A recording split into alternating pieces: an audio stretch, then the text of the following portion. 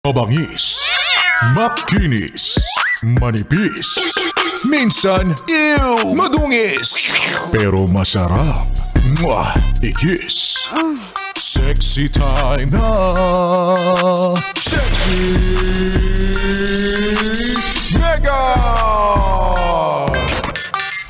Para sa yes friend kong sahod na sahod na. O, di ba?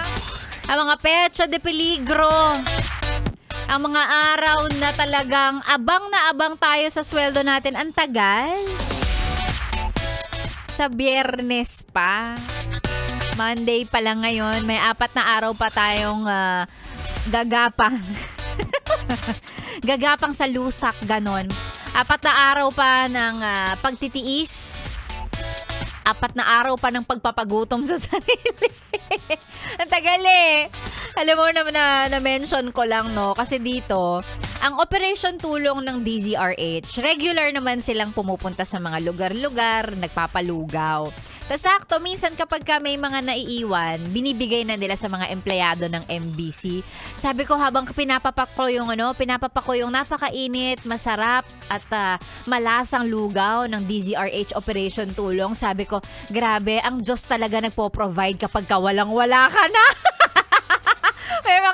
May mga instrumentong ginagamit para hindi ka magutom at hindi ka pabayaan. Kasi kakasabi ko lang kanina, sabi ko parang nagugutom ako. Pag-check ko rin sa wallet ko, wala namang laman, barya-barya lang. Sakto, pang bayad ko lang din naman yun sa parking space ko dito. Sakto, may nagbigay ng lugaw. Actually, si Tolitz yung nag-abot. Kasi pumila din siya dun sa nagbibigay ng lugaw dun sa baba. Ay, di ba? Di na itawid natin yung breakfast natin pare-pareho. Ay, nako. Totoo naman yun, di ba? Minsan may mga darating talaga na parang, hala, naitawid natin yung lunch, naitawid natin yung breakfast kahit walang-wala na, di ba? Walang laman ng wallet, pero nabubusog. Ay, salamat. Ganyan talaga pagka mabuti kang tao eh. May mga dumarating na ganyang blessing. Kung masama ang ugali mo at parang walang nangyayari, adi magbago ka na kasi. O bakit may pag-zoom in nung sinabi kong masama ang ugali? Hoy I'm a nice person kaya. Tsaray! Siyempre, kwento ko to. Lumilipad ako sa sarili kong kwento. Mabait ako dito. Ano ba? Ay nako, magandang umaga mga yes friend kong taghirap. Mga yes friend kong alipin ng salapi. Mga yes friend kong sahod na. Pareho tayo. Wala nang laman ng wallet. Hintay-hintay na lang. Tamang hintay na lang sa sweldo. Pero eto muna, sa mga yes friend nating naka-tune in, magbasa tayo ng mga pa-shoutout. Tingnan natin kung sino-sino ba yung mga naka-tune in sa atin. Ngayong Monday morning. Si Don Feria, sabi niya, magandang umaga, pabati naman ng happy birthday sa anak kong si Ariana at sa mama kong si Roslyn. Pa-shoutout po, Opal. Opal ba to? Parang Opal. Opal Lighting Philippines. Ayan, galing yan kay Don Feria at kay RJ. Maraming salamat. Si Maximo Pareha, lagi to kapag ka bumabiyahe talaga. Ang Fantasy Club. Ayan, pag bumabiyahe sila, palaging naka-Yes FM yan. Maraming salamat.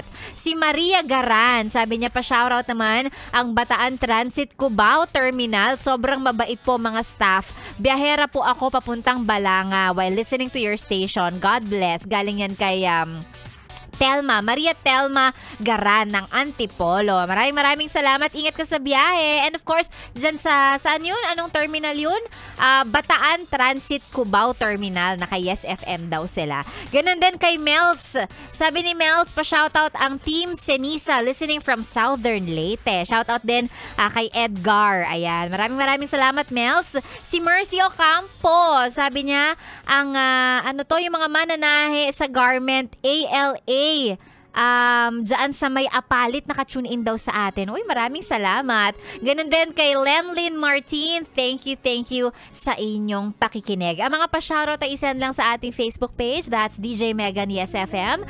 At syempre, basahin natin yan maya-maya lang. Magkakasama tayo hanggang mamayang tanghali. Dito lang sa stasyong masarap pakinggan. Habang nagre-relax ka dyan, sabayan mo yung playlist ko. Mag-e-enjoy ka. This is 101.1 Yes FM. Solid. Good morning!